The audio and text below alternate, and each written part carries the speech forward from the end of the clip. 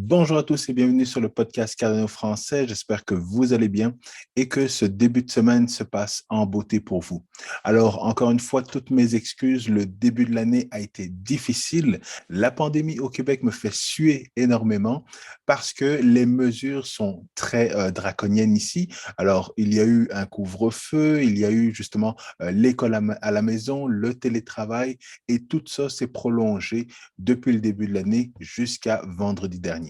Alors, hier, on a eu la malchance d'avoir une grosse tempête de neige qui a fait fermer les écoles. Et donc, à partir d'aujourd'hui, mardi, j'ai beaucoup plus de temps pour pouvoir justement faire une vidéo, vous publier une vidéo et les mesures également vont diminuer, ce qui va encore une fois me donner plus de temps pour justement faire ce que j'aime faire, évidemment, être avec vous. Et vous voyez que j'ai réintégré également le groupe Telegram. Donc, vous pouvez sentir que le début de l'année a été difficile avec cette pandémie et on va espérer justement que tout le monde soit en santé, que je sois en santé, que vous soyez en santé, que vos proches soient en santé et qu'on revienne justement à des mesures beaucoup plus faciles à vivre pour tout le monde. Mais ne parlons plus de la pandémie. Vous avez vu que justement, actuellement, le marché est dans le rouge, mais c'est toujours super agréable lorsque le marché est dans le rouge et que votre crypto préféré est à 41% dans les derniers 7 jours et 16% au temps où je suis en train d'enregistrer le podcast, 16% dans les dernières 24 heures. Alors, c'est ça qui est extraordinaire au niveau du monde de la crypto, c'est que le marché peut vous fatiguer, peut vous exténuer, peut vous vider votre portefeuille et vous devez apprendre justement à être en mesure de continuer d'investir sur le long terme. Donc, de continuer d'investir pendant que ça descend, pendant que ça descend, pendant que ça descend, c'est le plus important. Et c'est la raison pour laquelle je vous ai toujours dit que EDO est un bon projet sur le long terme. EDO doit donc être la crypto-monnaie que vous devez avoir dans votre portfolio en 2022.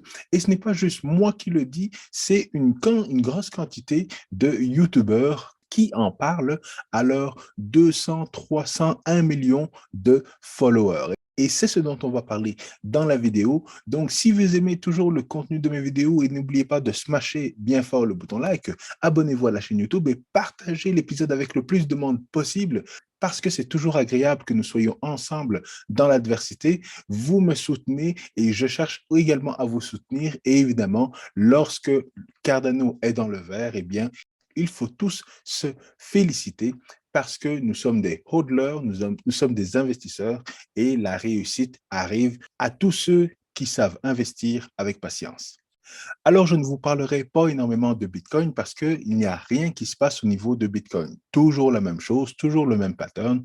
On attend tranquillement que les choses se passent avant justement de remonter. Mais ce qu'on peut se dire, c'est que les prochains 20 jours vont être très ennuyants avec une baisse qui peut s'en aller aux alentours de 20%, on peut se dire, mais pour 20 jours qu'il nous reste à peu près. Et pourquoi 20 jours? Parce qu'encore une fois, à partir du pic qu'on a eu dans les derniers jours, eh bien, on avait calculé qu'il nous restait à peu près 20 jours d'ici la fin du mois de janvier et qu'après ça, on pourrait justement penser à aller chercher quelque chose de plus haut. Mais encore une fois, ce qui devrait probablement arriver dans les prochains jours au niveau de Bitcoin, c'est que ça descende plus bas avant de remonter pour de nouveaux sommets. Alors, évidemment, ce qui nous intéresse le plus, c'est Cardano. Alors, même si mes prédictions de fin d'année 2021 ne se sont pas concrétisées, je suis quand même très content de voir que le pattern que je dessine depuis certaines semaines et qu'on regarde ensemble dans les dernières semaines, eh bien, a joué évidemment presque à la perfection. Alors, on voit que on est sorti de cette pente descendante, donc on a un reversal, donc on a changé de direction et on est parti vers le haut, évidemment, c'est pas mal ce qui se dessinait et on est content que justement on ait un breakout en ce début d'année. Pourquoi? Parce qu'encore une fois, c'est probablement un breakout dû à deux éléments. Donc, le premier élément, ce sont les différents projets qui sont en train de se préparer à justement aller sur le mainnet. On le disait en fin décembre que les 3 prochains mois, donc le mois de janvier, février, mars, jusqu'au jusqu'au premier HFC Event de l'année 2021, eh bien, on aurait différents projets. Et là, les premiers projets sont en train de pointer le bout de leur nez avec notamment Sunday Swap qui devrait justement sortir le 20 janvier prochain, donc la semaine prochaine. C'est très anticipé. Évidemment, il y a d'autres nouvelles très encourageantes qui nous ont permis justement de repartir à la hausse au niveau de Cardano. Mais encore une fois, il y a beaucoup d'anticipation par rapport au premier HFC event qui va avoir lieu dans les prochaines semaines et évidemment, tous les projets dont on a eu un preview lors de la dernière vidéo de IOHK et dont on va avoir plus de nouvelles pour justement cette revue mensuelle qui va avoir lieu ce jeudi. Et c'est toujours un bon moment pour se rappeler certaines choses au niveau de la psychologie, parce que la psychologie de l'investisseur est une psychologie qui est difficile pour la plupart des gens. Alors, ce qui est important de savoir, c'est que ce qui est intéressant d'observer, c'est qu'on était justement dans une phase descendante et depuis l'été dernier, tout le monde avait désespéré, tout le monde avait abandonné le projet Cardano. Alors, il y avait une grosse descente, il y avait l'anxiété, la panique, le déni, et puis la dépression et le découragement. Tout le monde se disait non, Cardano, ça vaut pas la peine, j'ai perdu de l'argent avec Cardano, ça fait pas d'argent.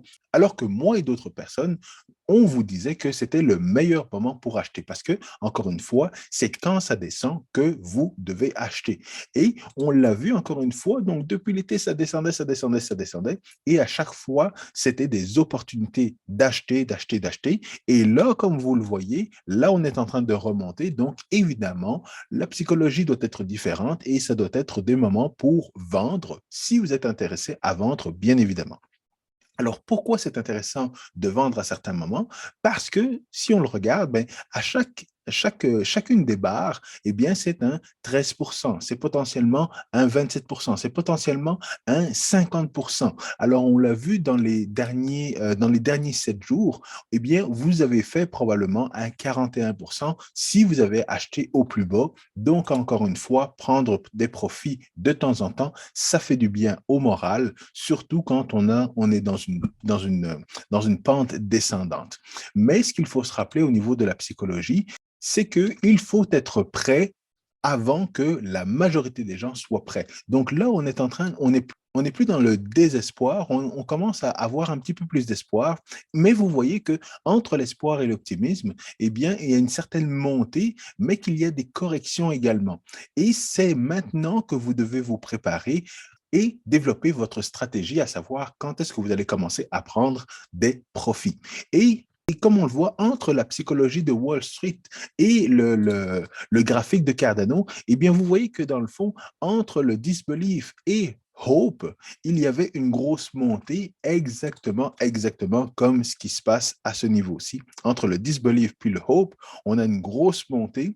Après ça, on a quelque chose de plus standard qui monte plus tranquillement, mais il ne faut pas arriver justement à l'optimisme, à tout le monde qui a une confiance pour commencer à vendre.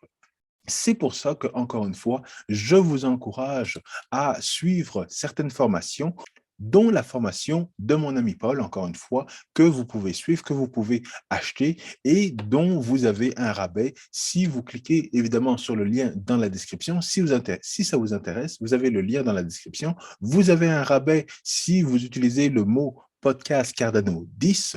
Donc, c'est là maintenant que vous devez justement vous former, en savoir plus, savoir où placer vos ordres d'achat ou alors vos ordres de vente et pouvoir profiter justement de la montée pour la deuxième partie du bull run. Un autre élément important, c'est qu'il il va y avoir de plus en plus de projets DeFi, comme je le disais, sur le mainnet. Donc, même pour ça, savoir si c'est un bon projet DeFi ou si ça ne vaut pas la peine, ou alors si il y a des éléments justement qui manquent dans certains projets, eh bien, je vous conseille également la formation de DeFi de mon ami Paul. Pourquoi? Parce que c'est une formation qui est basée sur tous les projets DeFi qui ont eu du succès dans les autres écosystèmes, dans l'écosystème d'Ethereum, dans l'écosystème de Polygon, l'écosystème de Solana, dans l'écosystème de Polkadot. Donc, tous ces produits DeFi qui sont sur ces autres blockchains, eh bien, vont être développés également sur la blockchain Cardano. Donc, encore une fois, si vous êtes intéressé, il y a la formation de DeFi qui vous apprend autant sur les projets DeFi que sur l'investissement qui vous permet d'avoir des revenus passifs pendant que les autres se cassent la tête à faire du trading sans suivre les formations ou mes vidéos. Mais revenons à la raison première de cette vidéo, qui est que vous devez avoir du Cardano dans votre portfolio pour 2022. Pourquoi? Parce que vous devez être un investisseur sur le long terme. Un trader a justement une vision très carrée d'un projet parce qu'il suit les graphiques à l'heure, à la minute ou à la seconde. Mais ce n'est pas donné à tout le monde d'avoir ce potentiel-là et d'avoir justement une bonne maîtrise des différents graphiques pour savoir quand acheter et quand vendre. C'est pour ça que vous devez justement zoomer out et avoir une vision beaucoup plus long terme de votre investissement. Donc, évidemment, si on regarde le chart actuellement de Cardano, et on le voit à partir justement du pic qu'on a eu justement au mois de mai. Après ça, on a eu le pic de septembre et on a eu une chute qui a duré toute la deuxième partie de l'année 2021. Et ça peut être très déprimant, évidemment, mais encore une fois, si on regarde le chart juste à partir de début 2021, on voit que depuis 2021, si on calcule le pourcentage, eh bien, on voit un pourcentage et un prix qui commence à 16 cents à peu près, qui est monté, qui a fait un beau 1700% et qui aujourd'hui se retrouve aux alentours de 800%. Donc, sommes-nous malheureux? Êtes-vous malheureux si justement, en un petit peu plus d'un an, vous avez eu la possibilité de faire un 1700% et que si vous avez entendu aujourd'hui, bien malheureusement, vous êtes rendu à un 800% si vous aviez investi en début janvier 2021. Pour moi, ce n'est pas la fin du monde parce qu'encore une fois, il faut voir sur le long terme. Il faut prendre des positions sur le long terme, zoomer out et arrêter d'avoir une vision sur le dernier 24 heures de ce qui se passe au niveau du trading. C'est évidemment, si vous n'êtes pas un professionnel, c'est très dur à prendre pour le moral si, encore une fois, vous avez investi dans le dernier 6 mois ou dans le dernier 1 an. Et c'est comme ça que justement, vous allez être en mesure de faire des gains sur le long terme parce que le projet Cardano n'est pas un projet nécessairement pour les investisseurs qui pensent être des traders, mais c'est un projet pour les investisseurs qui sont des hodlers, des investisseurs long terme. Et encore une fois, ça revient à mon parallèle et le vidéo que je dois vous faire sur les similitudes entre Bitcoin et le projet Cardano. Donc ça, c'est mon premier élément pour vous convaincre d'avoir du Cardano dans votre portfolio. Le deuxième élément, c'est que IOHK et le projet Cardano est encore le projet le plus actif en termes de développement. Sur GitHub, qui est une plateforme de développement où on peut voir les différents projets et les différents commits, les développements qui sont faits justement dans les différents projets, eh bien, c'est le projet Cardano qui a terminé en premier de tous les autres projets dans l'écosystème de Cardano. Donc, il y a énormément de projets. Il y a plus d'une centaine de projets, à peu près 180 projets qui sont actuellement en développement et plus de 2 millions de tokens qui ont été lancés sur la blockchain Cardano depuis le mois de mars dernier. Alors, c'est sûr que 2 millions de tokens, c'est 2 millions de tokens qui ne valent probablement pas grand-chose, mais il y a certains tokens qui vont valoir énormément et il faut justement les retrouver. Alors, est-ce que ça va être le Husky? Est-ce que ça va être un NFT? On ne sait pas encore, mais c'est qu'il y a justement une grosse communauté et un gros développement qui se fait sur la blockchain Cardano actuellement. Alors, tout ça ressemble justement, encore une fois, au début d'Ethereum, lorsqu'on faisait des tests sur la blockchain Ethereum et qu'on ne savait pas que Ethereum allait devenir justement la deuxième plus grosse blockchain à CryptoLand. Mais là, beaucoup de développeurs sont en train de s'investir au niveau de la blockchain Cardano pour savoir justement comment bien faire des projets et comment profiter justement de cette troisième génération de blockchain. Le troisième point, c'est l'adoption. Alors, en termes d'adoption sur la blockchain Cardano, d'un point de vue de wallet, il y a eu justement une grosse progression en termes de wallet juste en 2021. Il y avait 200 000 wallets au début de l'année et actuellement, nous sommes à plus de 2 millions de wallets sur la blockchain Cardano. Alors, évidemment, un wallet ne veut pas dire une personne. mais une grosse progression qui est de plus de 1200% en termes de wallet sur la blockchain Cardano amène une adoption de cette blockchain-là par la population, par monsieur et madame tout le monde. Et c'est ça qui est très important. Ce n'est pas une adoption poussée par des grosses institutions ou poussée par des grosses compagnies. C'est une adoption qui est poussée, encore une fois, par monsieur et madame tout le monde, par la communauté. Et c'est comme ça qu'on peut reconnaître justement des grands mouvements technologiques. Rappelez-vous de l'Internet. L'Internet n'a pas été poussé nécessairement par des compagnies ou par justement le gouvernement. L'Internet a été poussé justement par la communauté. Ce sont des gens qui ont commencé à développer des sites web, des applications, des choses intéressantes. Et c'est comme ça que la technologie a monté. Et pour vous montrer justement à quel point on peut calculer une adoption et calculer justement les profits que peuvent avoir justement une technologie, je vais vous montrer ce graphe que je ne pense pas que je vous l'avais déjà montré, mais ça va être justement dans ma vidéo sur l'inflation et sur la comparaison entre Bitcoin et Cardano. Donc là, c'est le graphique que je vous montre sur l'adoption de l'Internet.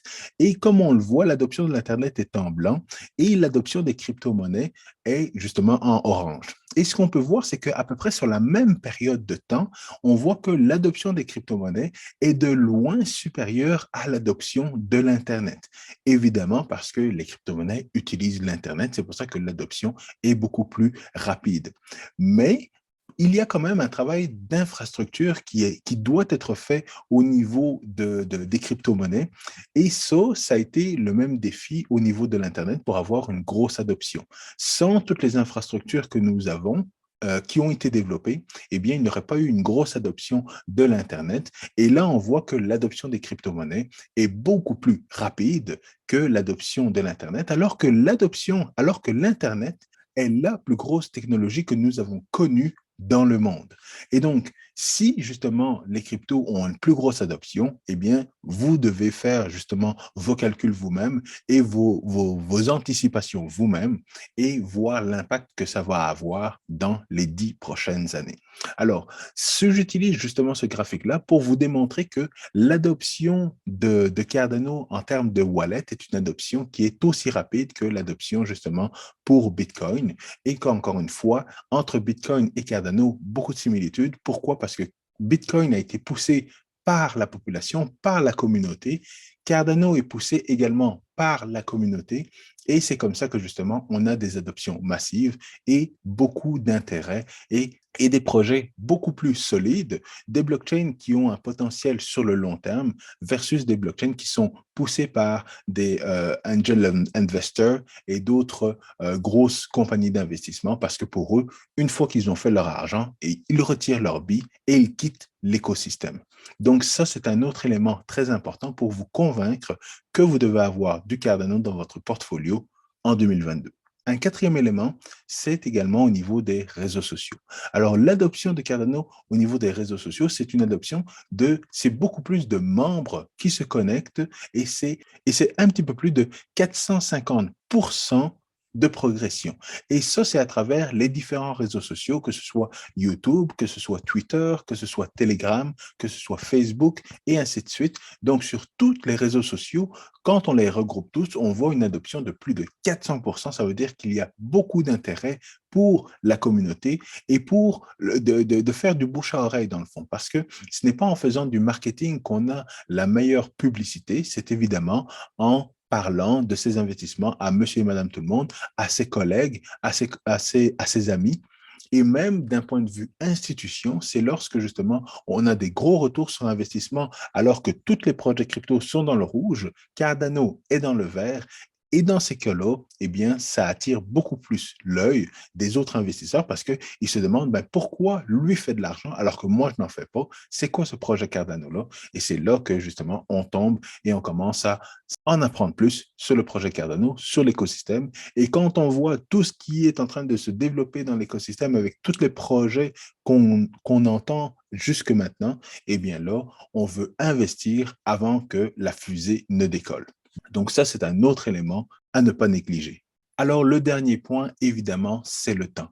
Vous avez la possibilité d'agir comme un trader, mais si vous agissez comme un trader, je vous conseille encore une fois de suivre la formation.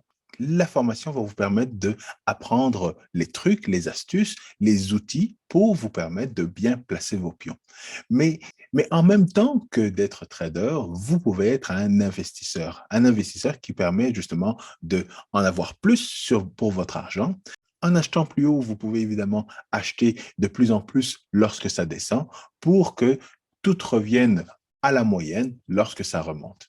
Mais dans mon expérience et dans l'expérience de beaucoup d'autres personnes qui sont en crypto depuis 2017, 2013, 2014, toutes ces personnes-là sont devenues, la majorité de ces personnes-là ont fait des gains en étant des hodlers, en étant des personnes qui gardaient leur coin sur le long terme. Alors évidemment, pour avoir cette conviction-là, eh bien, vous devez être actif sur Telegram, vous devez être actif sur Twitter, suivre les news ou alors vous inscrire, vous abonner à ma chaîne YouTube.